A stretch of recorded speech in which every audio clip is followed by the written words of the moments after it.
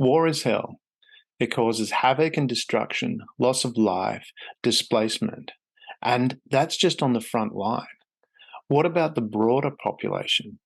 How are those people affected? The civilians, the everyday people that are going about their life. How do they continue to have hope? How does it change their life? This is something Greta Uehling explores in her book, The Everyday War. This is something Greta Uehling explores in her book, Everyday War.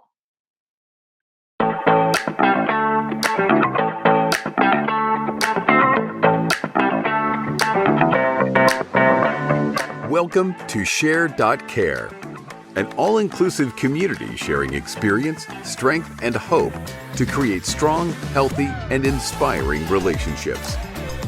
Share.Care communities work toward every individual feeling safe, valued, and heard, free from the threat of danger, pain, or harm. Each episode, founder Damian Andrews explores the principles underpinning Share.Care and invites expert special guests to share their knowledge so you can easily reap the benefits so many others experience. You hold the choice to create your future. Let it be with strong, healthy, and inspiring relationships. Hello and welcome to the Share.Care podcast. Our belief is that global peace starts at home. Feeling safe, valued, and heard gives you a foundation to confidently step out and make the world a happier and safer place for everyone. Because in today's world, it's in your own selfish best interest to help others. Now today, it is my great pleasure to welcome Greta Uehling.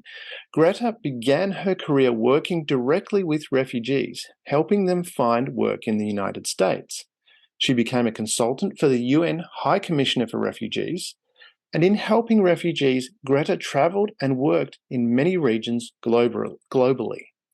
Her forthcoming book, Everyday War, Greta provides an accessible lens to understand the plight of civilians in a country at war. Welcome, Greta. Thank you. It's wonderful to be here. Oh, it's really wonderful to have you on the show. You've done some great work around the world in helping people.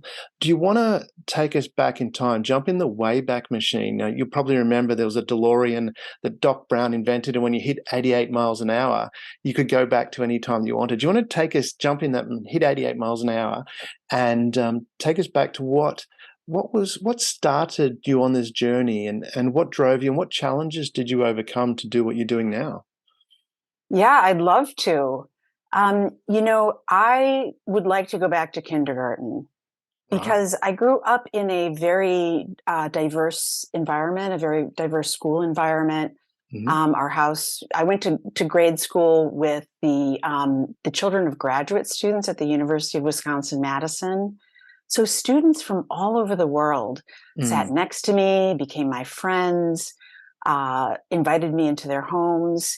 And I think that experience made me both value diversity and people who were perhaps a little bit had different backgrounds than myself. And also, in a way, I became more at home away from home. And I was able to translate that into a career as an anthropologist when I realized that, anthropology is very much about learning about the world through people's stories, and then also learning about the world through your own experience in a very different environment. And if your listeners might not be familiar with what anthropologists do, there's a lot of different kinds of anthropologists.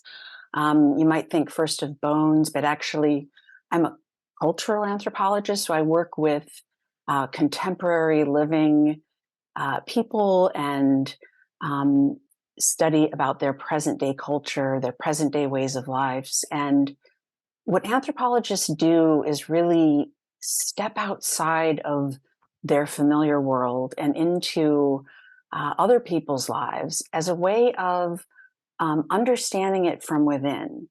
And so we work with stories and we work with experiences.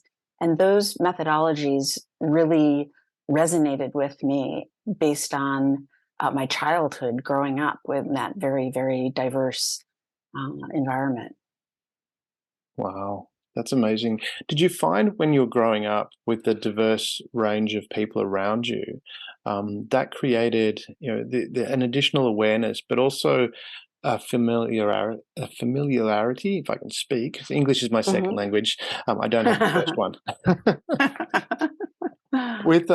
But with the people, because similar sort of thing. I had a diverse background amongst me. My descendants were war refugees, and a number of people in the area were from different areas. So we had a lot of different cultures around us. Did you find that gave you a different perspective on people? Because I've noticed from my perspective as well, later in life, I've traveled a bit. I've been to 44 different countries, and I noticed, there's a lot of similarity between, as much as we have different cultures, the underlying thing between people that we want to enjoy our life, we want good things for our children, and we want to have fun with our friends, seems to be consistent with everyone that I've met. Do you find that growing up as well, that you had that ability to understand that people are actually more similar than they are different at their core? Oh, absolutely. Absolutely. Yeah. So That's a great observation. Yeah, I was going to say, how did that shape you from that perspective of being able to, having that awareness? How did that shape you in what you did to then reach out to people and want to help people? I think that how it shaped me was that it really enabled me it really prepared me to do field work. So when you're an anthropologist, a cultural anthropologist, you get typically on an airplane and you go somewhere that's far from your home. And, a question that I get quite a bit from colleagues or friends is, do you experience that profound homesickness that we hear about when we think of study abroad programs or perhaps the Peace Corps, experiences like that? And I have to say that is really at the heart of the anthropological method, because for me, once you're trying to understand a world from inside it, what becomes strange is life in the United States. So I would say that it very well prepared me to do field work and just get comfortable in an environment that wasn't the one that I grew up in.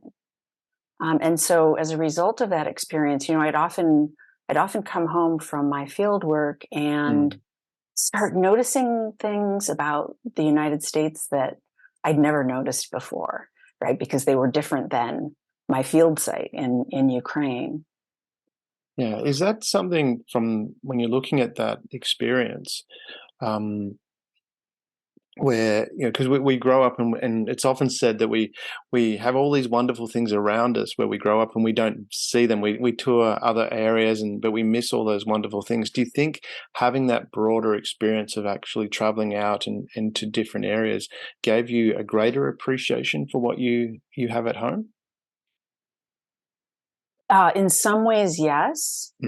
And in some ways, there were things about my work in Ukraine that I actually preferred over the United States. And we can get into that because it goes to the heart of sort of what the book is about, which is friendships and family, and the significance of relationships during war. Yeah, well, do you want to expand on that while we're here? Just what are some of those things that you looked at with the relationships that you're talking about? Because let's focus on Ukraine because that's what the book is. But I'd like to also understand a little bit about the other things that you've done before that. But let's go there now. What were some of those things that you go, well, okay, I like that better, and what makes you like it better? Okay, well. So the book, Everyday War, is about the very sort of conscious and creative ways that non-combatant civilians responded to the military conflict. And in the book, Yuri is a good example. He opened a war-themed cafe so that he could help veterans adjust and educate the patrons about what was going on the front. Or Alexandra, right? She's a perfect example because she was a college student at the time the war broke out, but she abandoned her college studies because her father had volunteered to be part of a battalion. And he didn't have the gear that he needed for his role as a sniper. And so she spent her days raising funds to purchase, night vision goggles, camouflage gear, tactical gloves, so that he could do fulfill his position and his role as a sniper. And so I found that those sorts of caring activities were very significant for the people involved in them, for the outcome of the war, for the morale in the country.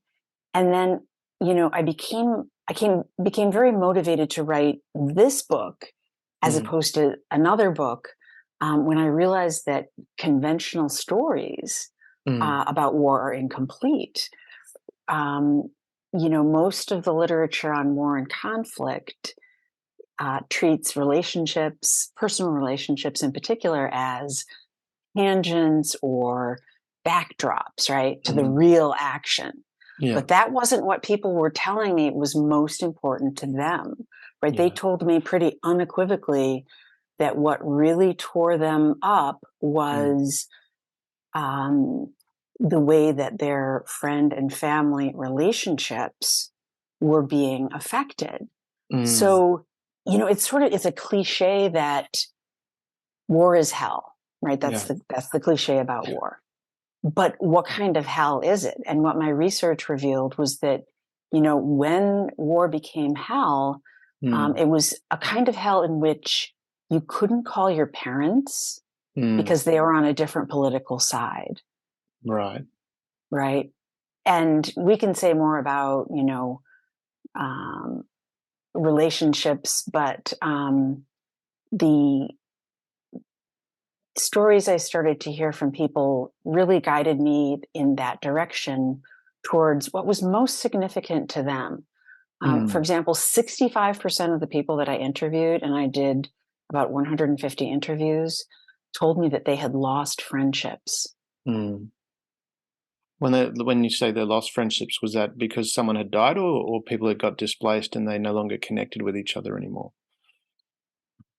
It was because the friend had either sided with Russians or typically, it was about political sides, and so the cover shows the inside of an apartment, and then there's a broken window that's open to the world outside, and it was sort of intended to convey the idea that during wars in which there are particularly attacks on residential areas, civilians become deeply involved. Yeah. And it's really only a comforting illusion that the personal life and the political life can be held separate, or that combatants and non-combatants can be, neatly and cleanly separated.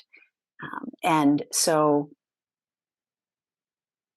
I guess another way of saying it would be that, especially in the first 8 years of the conflict, Ukraine really experienced two interrelated crises. One was a political crisis over what happened to their relationship with Russia. But the other crisis was a relational one in which families and friendships broke down. And acquired their own fault lines. They became like microcosms of the larger geopolitical conflict. And I think that's what's so intriguing to me about your project, Share Care, and its principles, right? Because I saw, especially the humanitarians that I worked with, operationalizing many of the principles that you articulate at your website in order to remedy the situation, right, in which relationships were torn apart. And they had a lot of strategies. That's interesting what you're saying there. And just to put that in context as well, because as I understand it, you were there, was it after the Crimea, so where Crimea was invaded? That was in 2014. Was that Mm-hmm. right? And you spent a bit of time from that period during that part of the conflict, which is still ongoing now, obviously. There was obviously a hiatus, and then Russia or Putin invaded. I kind of want to steer away from saying that it was the Russian people, because I think as you talk about, the people get politicized. Um, is it from your experience that those people that do get politicized don't have as broader experience like you had of so many diverse cultures and understanding that people are people? Because from my experience where I've traveled and sort of I've been in the military and worked in some of those spaces as well. And so my background is, again, a war refugee, or my grandparents were. When it seems to be when people realize that the other people on the other side are people as well, wanting the same things fundamentally, there seems to be less of that political side giving. But when we narrow it down to going, oh, it's this, rather than looking at the bigger picture, then that's when people start taking sides.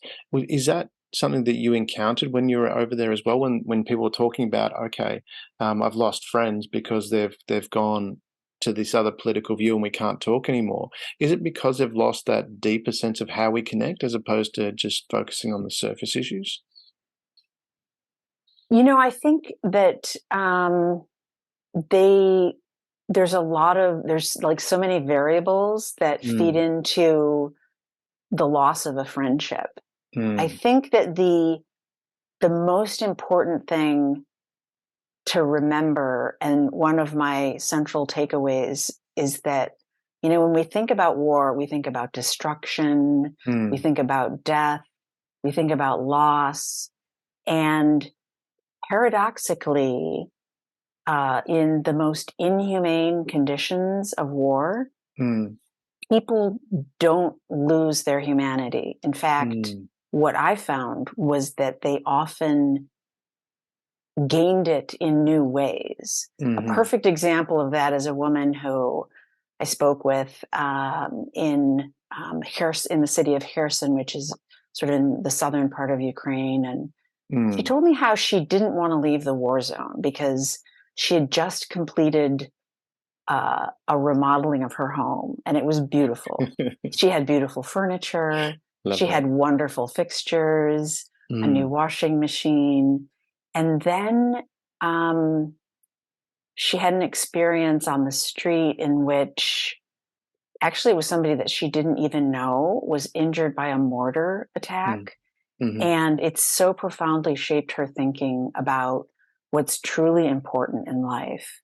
And mm, she decided that at that point that she would leave, and it was her country, Ukraine, mm, her life, right, preserving her life, mm. and her relationships with other people that were so much more important than that that apartment. And so I think that what happens is that values shift, Mm, priorities change, and over the course of a conflict, right, that turns into a full scale war, that is really a continual process mm, in which people are continually recalibrating what's most important to them.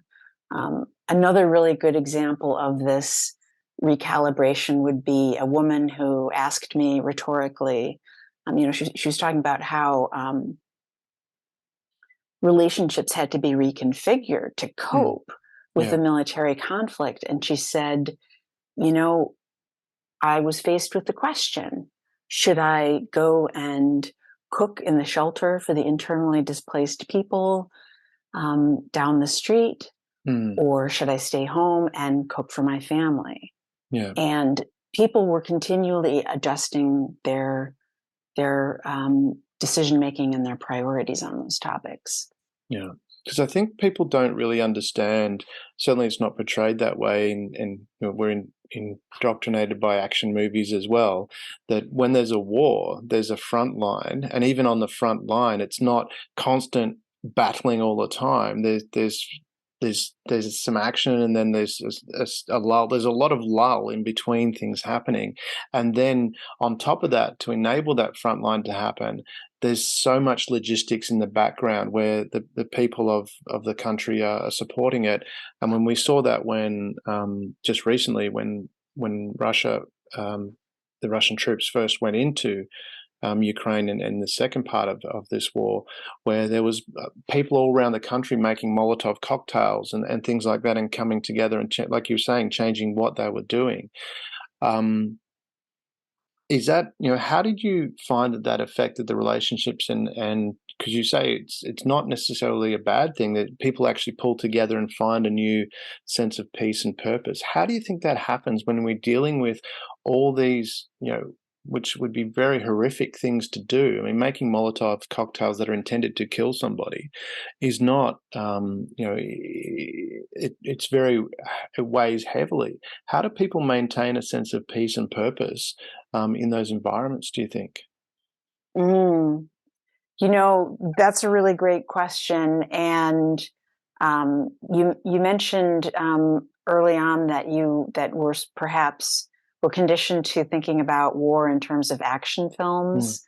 And in fact, as you just pointed out, it's so true that things move differently than an action film, very much so. And I saw that quite vividly when I was in Ukraine. And, I had one friend who told me about how, there's shelling, but people know how long it takes to reload.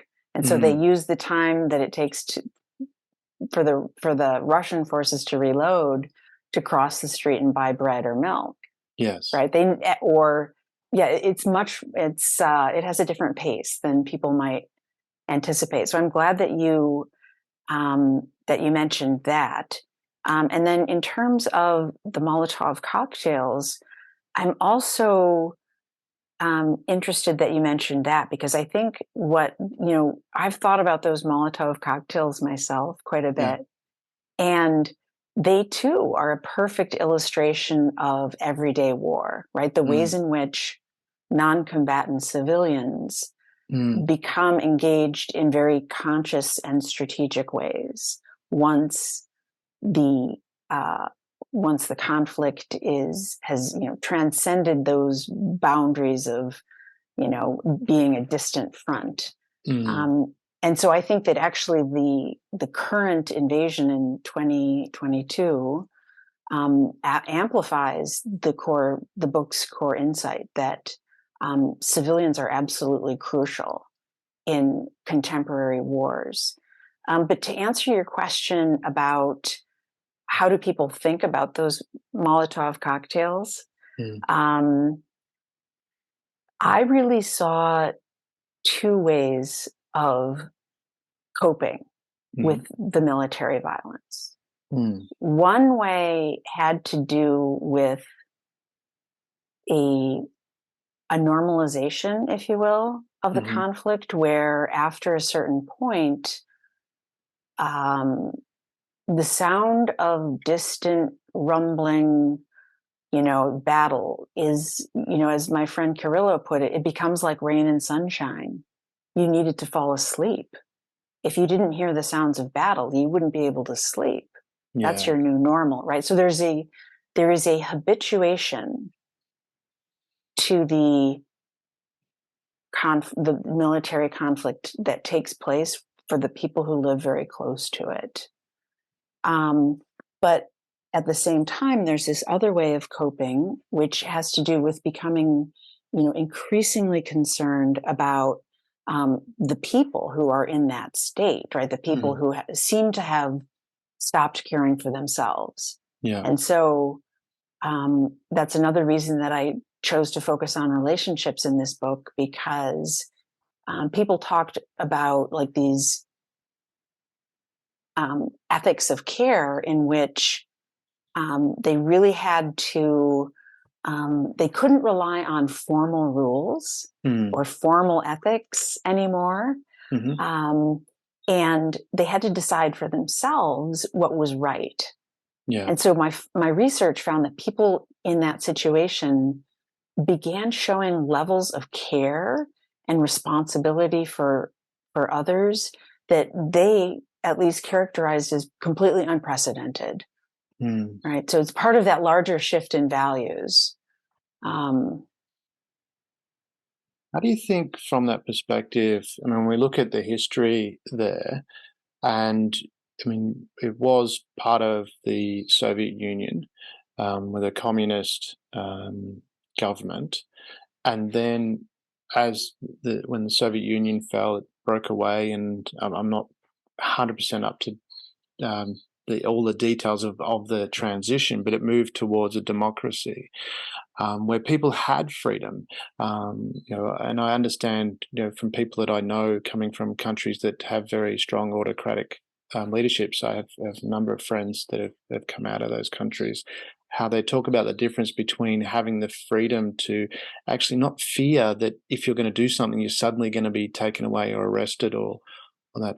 How do you think that transition changed how they approached that when the war, the first part of the war started, and now the second part of the war has started with this, because they talk about, especially now, they're talking a lot about the Ukrainian resolve and this, that the morale is so much higher because they've got something to fight for, and they're fighting for their country and not losing that. So they've got this taste of freedom. How much do you think that impacts on the nation as a whole? And you're talking about the relationships and supporting each other, bringing that together, having, coming from that communism background to having now freedom, and then having someone trying to take that freedom away. How much do you think that impacts on their ability to have that resolve and also support each other to keep that resolve? What a great question. I think that it does have an enormous impact. And probably the best example I can give you is my friend Carrillo, who talked to me about how during the Soviet era, there was an ethos in which human life was treated as if it was dispensable. And so what happened, when the war initially broke out, and the, beginning in with the hostilities in 2014 that, have now escalated quite exponentially. The military was very weak. And so he told me the story of how, the Ukrainian military was unable to bring back the dead. They had to prioritize helmets for the living over body bags for the dead. And so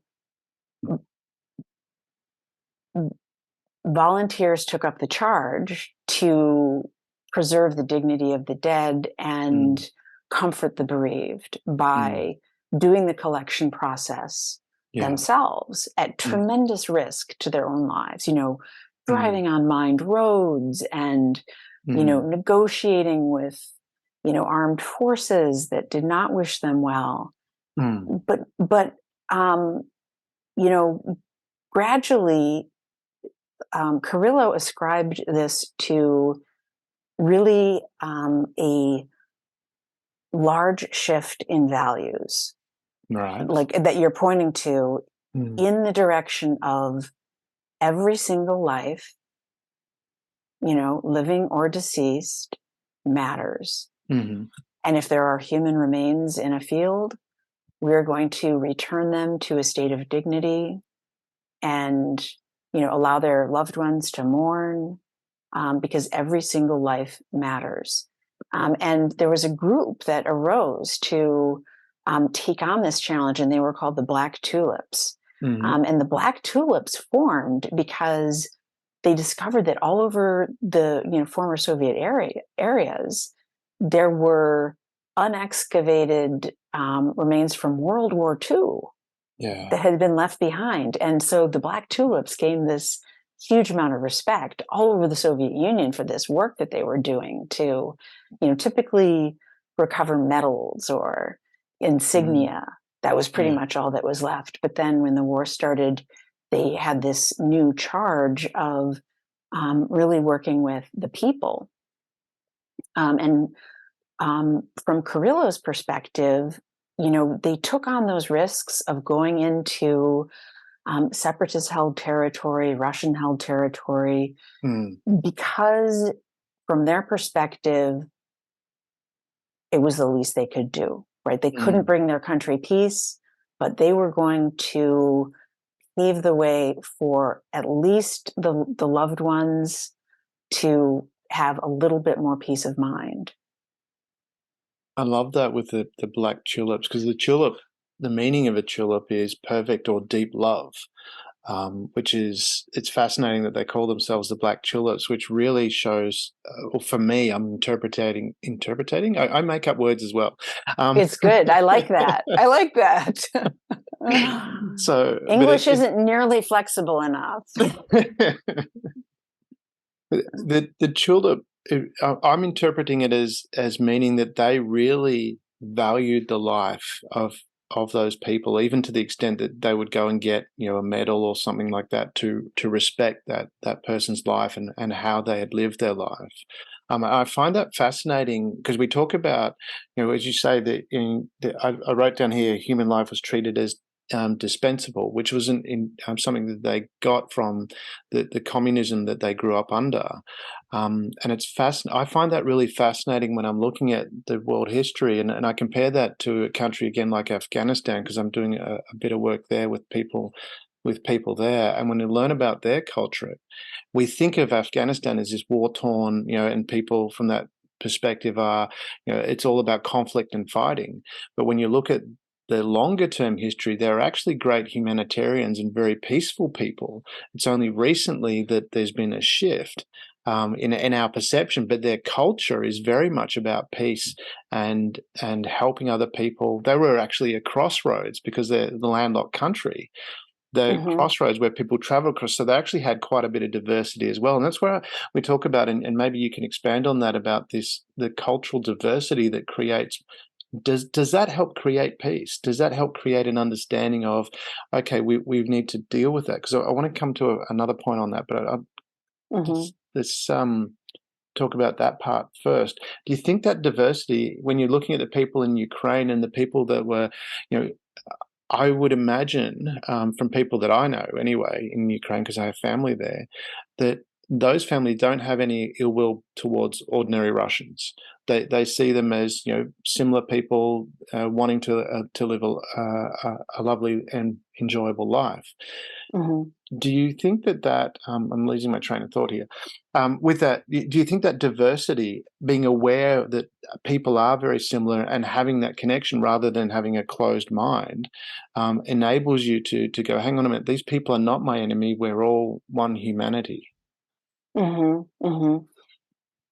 Yes, and I think that if we were sitting on a couch in somebody's living room somewhere in Ukraine right now, what Ukrainians would tell us is that it's not about the people. It's not about this people versus that people. It's typically about the choices that governments make that get people into conflict, right? And so I had a friend, Larissa, who was a Russian speaker living in Ukraine and was quite adamant with me that, there's nobody has a problem with me speaking Russian or being Russian. I'm very patriotic towards Ukraine. Really, the issue has to do with leadership, these economic interests, these political interests, geopolitical tensions that have so escalated. And she lost her son fighting in the East. He volunteered and joined the Ukrainian army. And he joined this elite airborne battalion, 17 years old, and died pretty much immediately being shot down by a plane, just a few miles from in the east where he was born. And yeah, for Larissa, it was a crushing experience because her mother and her sister had welcomed the Russian regime that had come to power in that area, right? And so on one hand, she was very, very proud of her son. And on the other hand, it completely divided her family because she felt that in a way, her mother and her sister were partly responsible for why her son lost his life. You know, her mother contributed funds to the it was then, you know, called a separatist government. And then her sister actually worked in the administration of the proto-state, the Luhansk People's Republic. And so she cut ties to her mother and her sister as a result of that experience, whilst stating that, you know, if she had 7 more sons, she would give them all because she believed so strongly in Ukraine's territorial defense and in the necessity of really responding strongly to the existential threat that they're now experiencing with this full-scale invasion.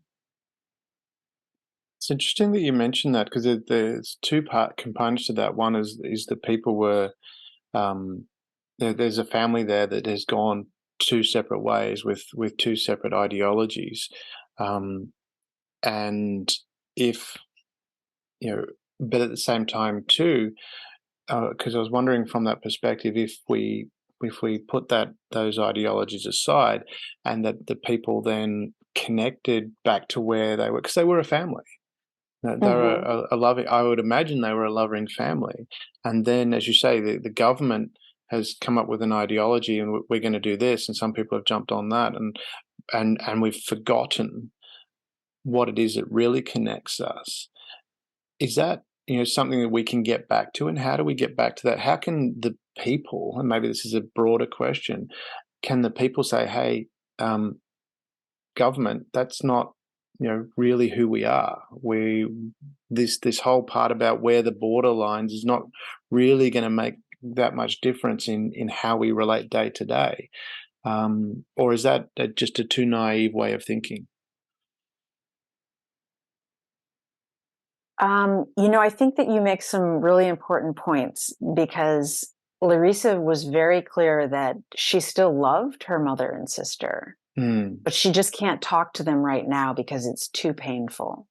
And so I do think that there are pathways back to that, but right now with this invasion, you know, the level of military violence is so extreme and the war crimes are ongoing. And so I don't think that will, I think that that's more in the distant future, right? After peace has been established. Right now, it's all about surviving as a country and not thinking so much about pathways back. But, you know, on the topic that you raised, you know, I was very influenced when I wrote this book about this concept of like everyday peace, right? Which is that civilians do have choices to make in terms of their relationships, and they tend to create everyday forms of peace, of you know, getting along with one another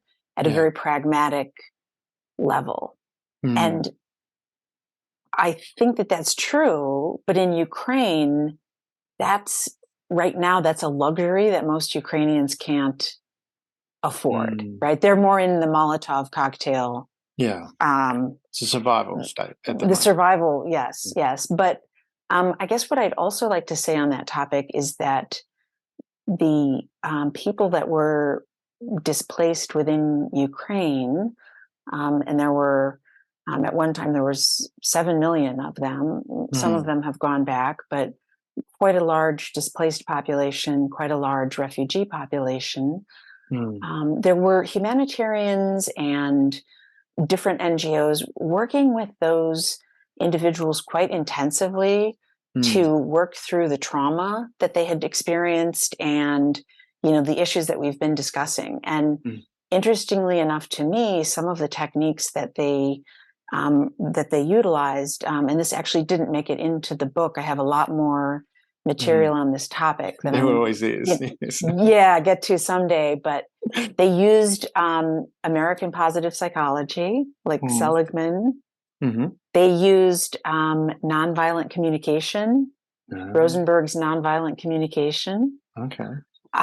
They took soldiers to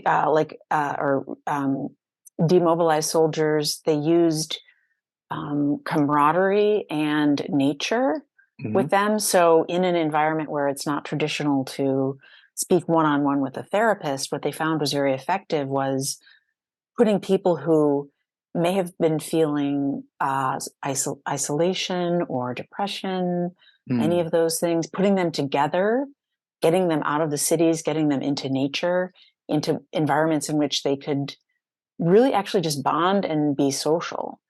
They found those things very effective. And then with children, they were doing a lot of art, a lot of like somatic tactile therapies of,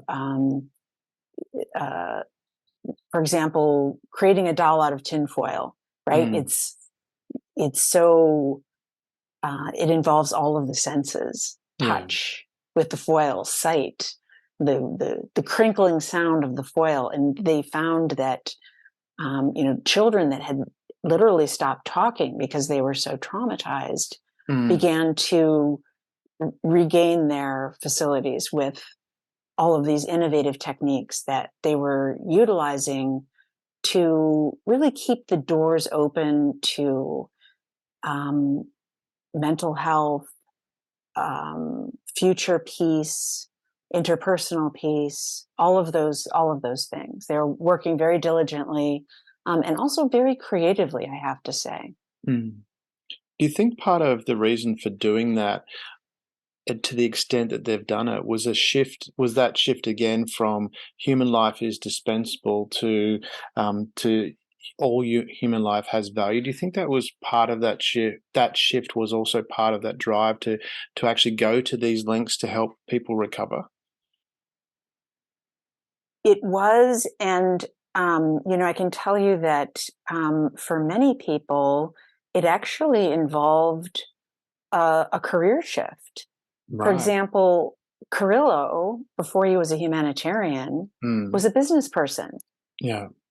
And he said that, when he first started doing humanitarian work, he followed the logic of a business model. If he's going to deliver supplies to an orphanage, he'll do 3 orphanages in a day to economize on fuel and maximize his, his outcomes and his return.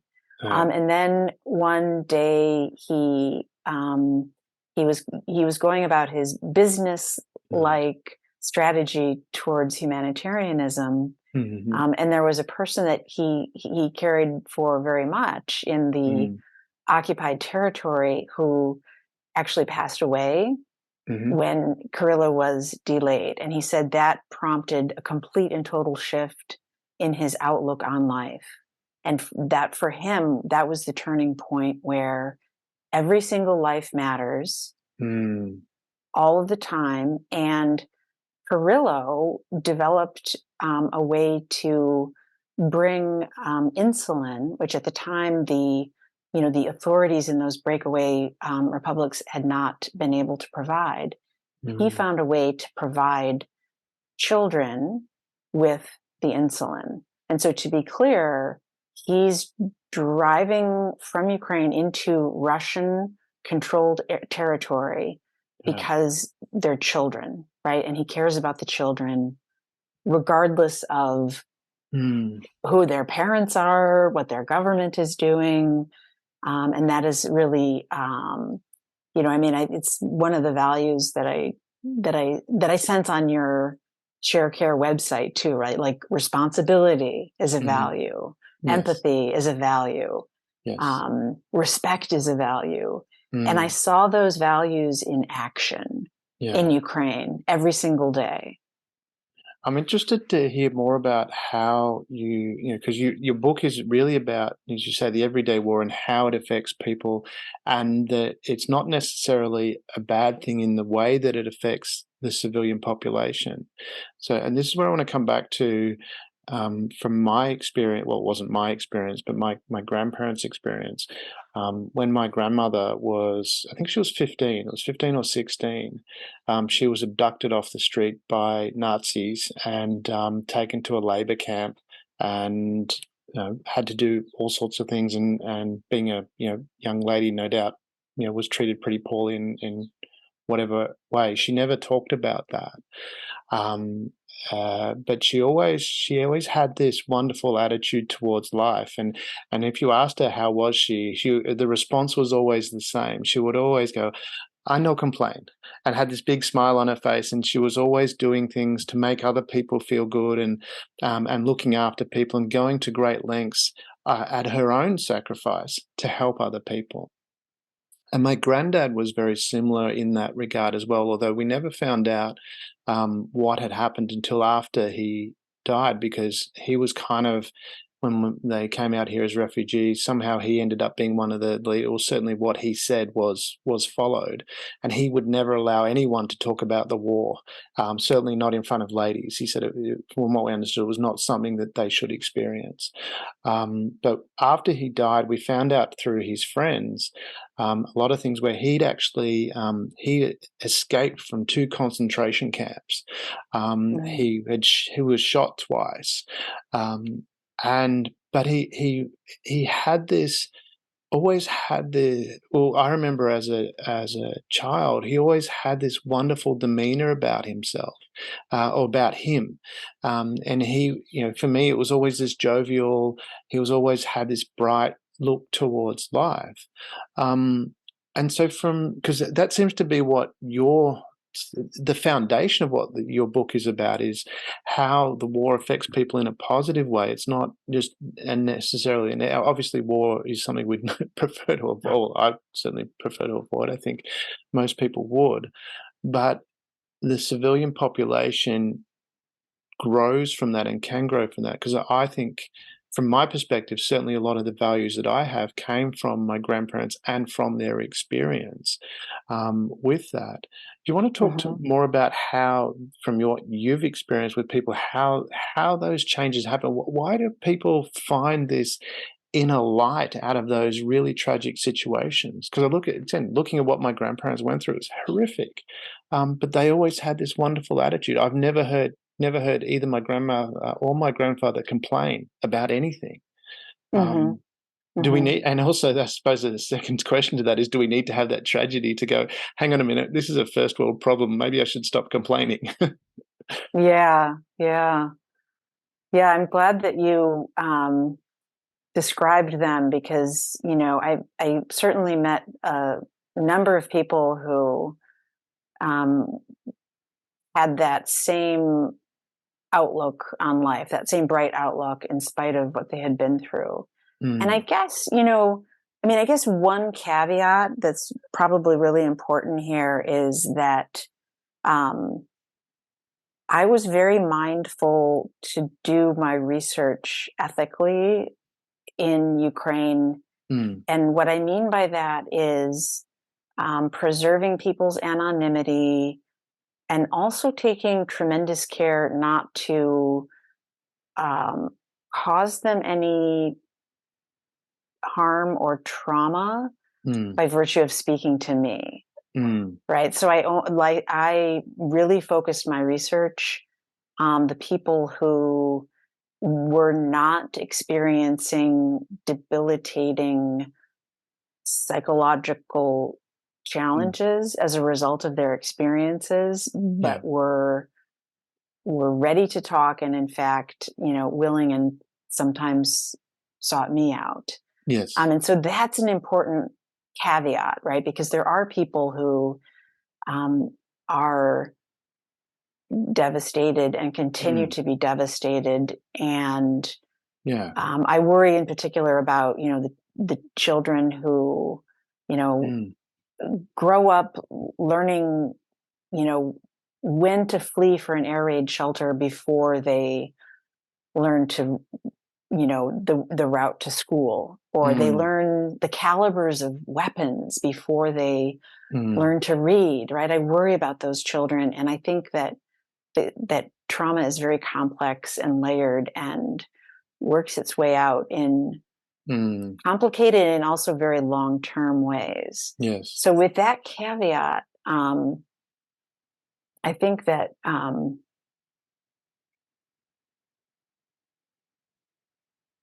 so the question is about like, well, what explains that resilience? Yeah. And I think that perspective is part of it. Like, I think that I want to tell you about a man I met named Oleg.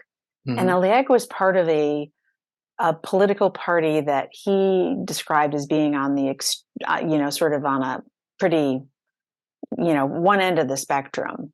But his end of the spectrum lost power. And when the Russian-backed separatists gained control of the administration in his town, they perceived him as a threat.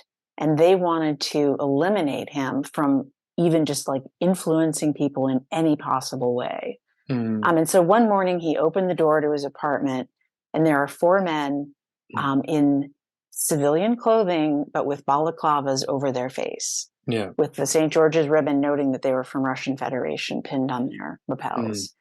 And he did not want to involve his wife, so he quickly agreed to go with them.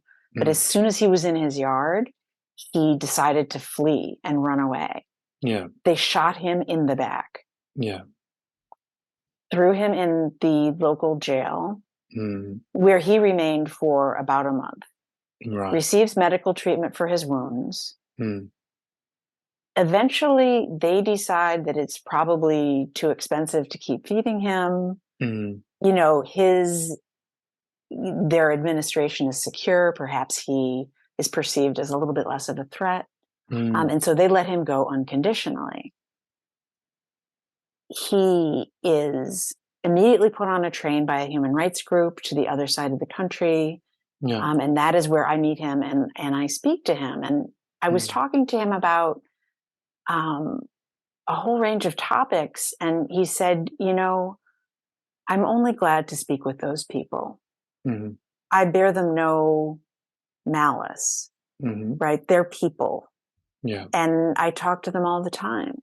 And there was a few ingredients to his willingness to continue his conversations with the very same individuals who had shot him and thrown him in jail.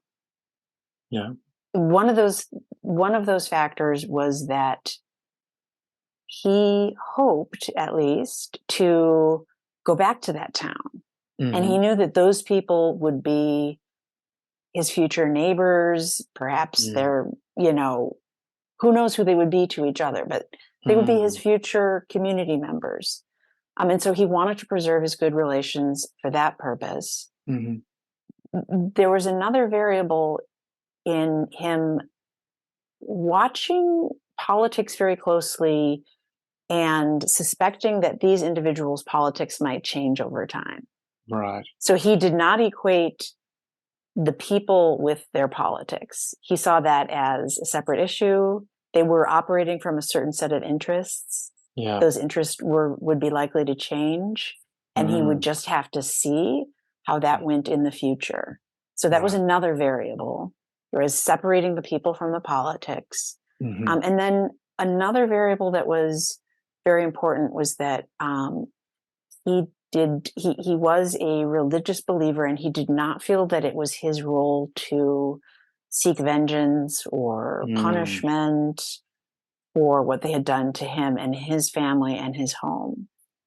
And I think that, those three variables, right? The pragmatism of these people could someday be my neighbors, the realization that sometimes, the politics do change, and you can't really, equate the dignity of a human being with their position. And then finally, that, his personal credo of it's not his role to be the judge or the jury in this particular situation. He would leave that to other people.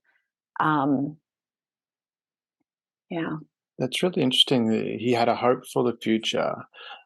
He separated people from their behaviors, and that it wasn't his role to seek vengeance or to find justice. There was a higher power to do that. I'm interested in that because it seems to be a real theme amongst people having that attitude. Is they do have a hope for the future. They talk about people that went through some fairly horrific experiences as POWs, and it was that hope for the future. That it wasn't the strongest person that made it through. It was a person that believed there was a future there for them that actually survived. Was a common theme. So it's fascinating that was also his thinking as well. And you've got me thinking now as to whether that was my grandparents, because my grandmother certainly always, there was always a bright future ahead, was something I sensed from her. And I love the fact that you're talking about, separating people from behaviors, because I think we've all had an experience where we've done or said something that we wish we didn't do, but inside we know that we're a good person. Or well, I'd hope we know that we're a good person.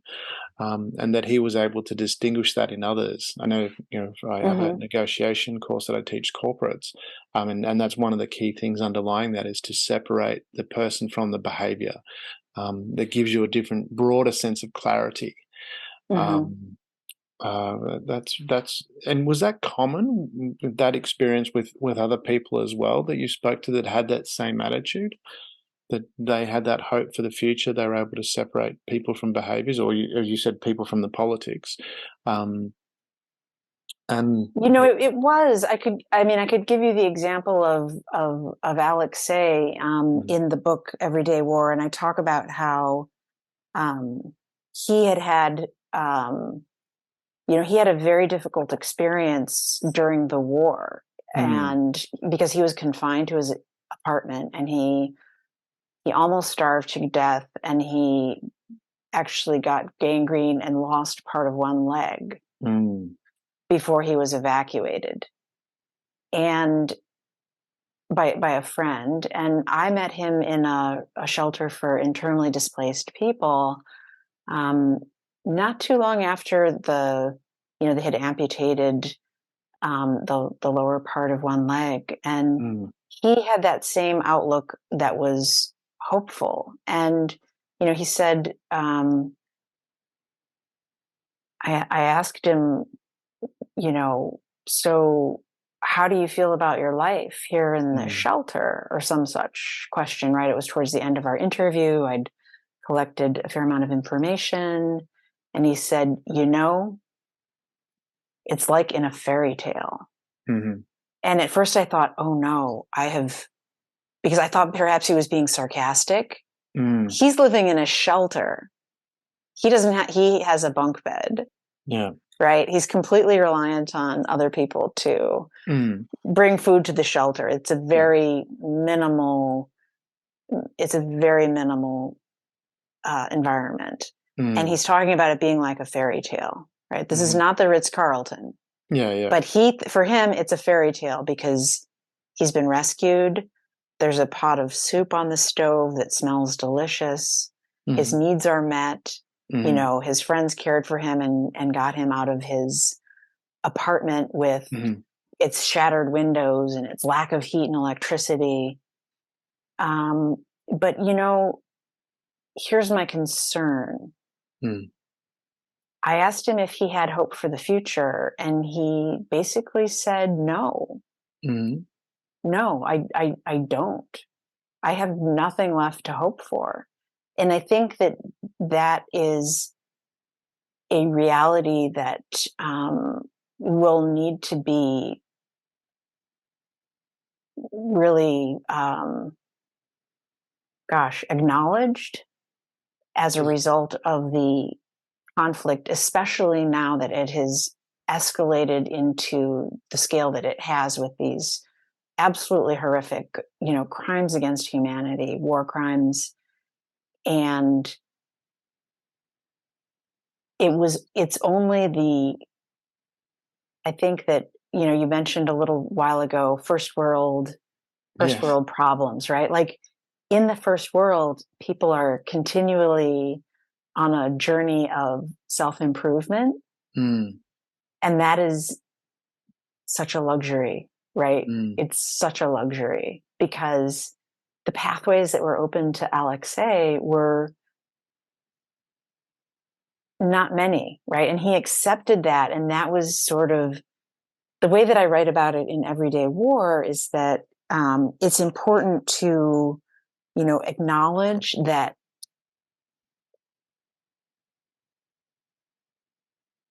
he had accepted and embraced his everyday life. Mm. And that was the best that he could hope for. That was his form of agency, which was more about accepting the present, accepting the everyday, than looking for a distant, brighter future. He knew that his options were relatively few. Mm. So he took tremendous pleasure and gratitude in the pot of soup on the stove, the fact that, he had a wheelchair, he had a place to sleep. That's what I'm wondering when you say, because I mean, sometimes people consciously say something, but that's not really what's going on unconsciously within them. Because as you just said, I mean, he had no hope for the future, yet he took gratitude in the pot of soup and the things that he did have. That seems juxtaposed to me, and maybe I wasn't there having that experience, but to not have a hope for the future, but still being able to find gratitude. Do you think maybe consciously, as he's thinking about it, he can't rationalize it yet, but deeper within him, there is a hope for the future because he is able to still find that gratitude? Yeah, that's a really good question. I think that, like your grandparents, he had had a very difficult life, Mm. even before the war began. Yeah. He worked on a pipeline, and, it was sub-zero temperatures, and Mm. it sounded like his life as a laborer had conditioned him to hardship and making do.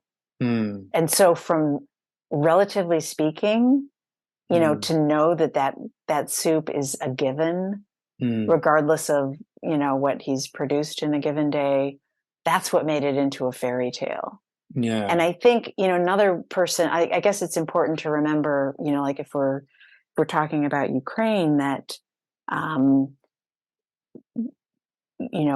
portions of World War II were fought on that soil. And Mm. the working title, before it was called Everyday War, I called it PTSD Land, to Uh, capture this sense in which, grandmothers and grandparents who were profoundly traumatized by mm. events during World War II, raised children that were then carried some of that trauma and gained new traumas with, successive upheavals in their lives, and now, this current conflict, to sort of like appreciate that layered quality to it, and the fact that many people's lives were not comparable to picnics.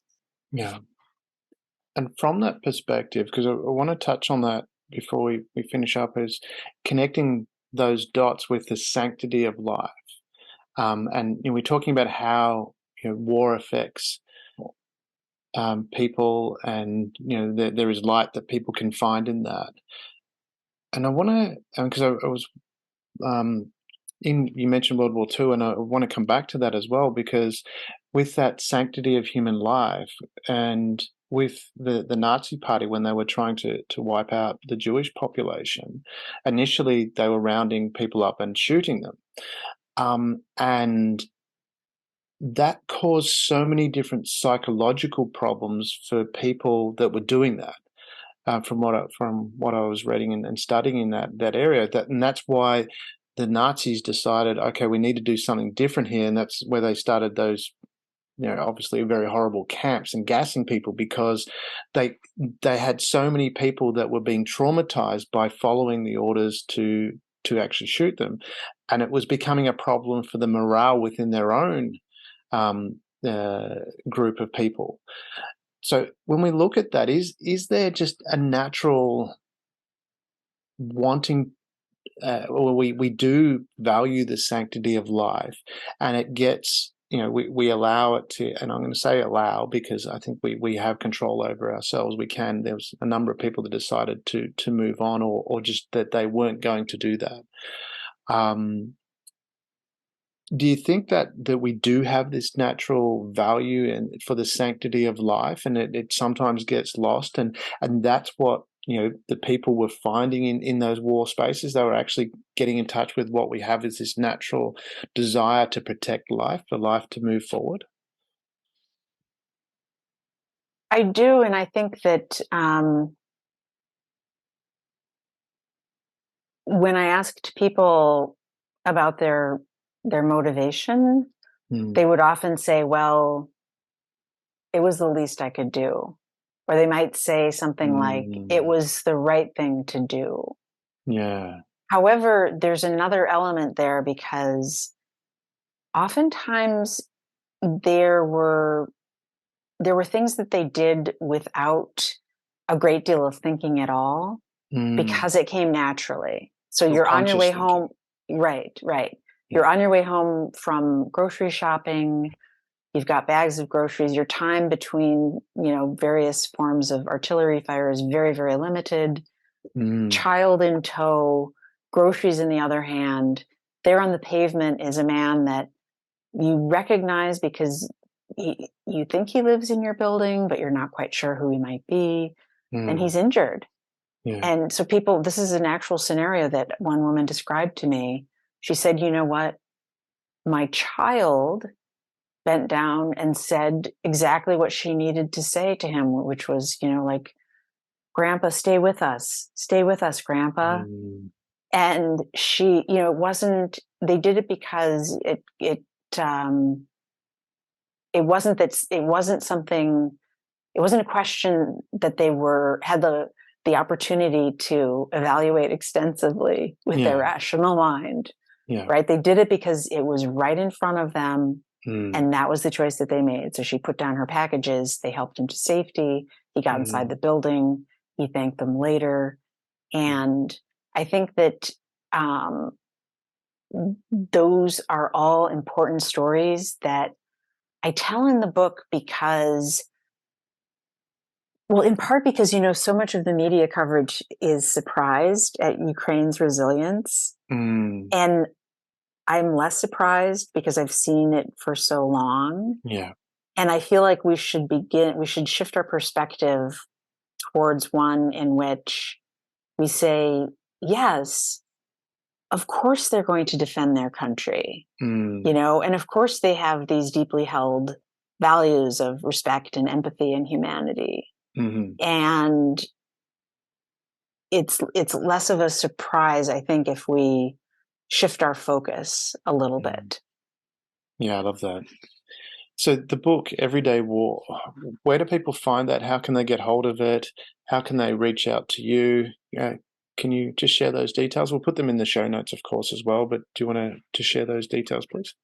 Yeah, absolutely. So if anybody is interested in finding out more about my work, they can go to GretaUehling.com. That would be my website where they'll find publications and videos and lots of information.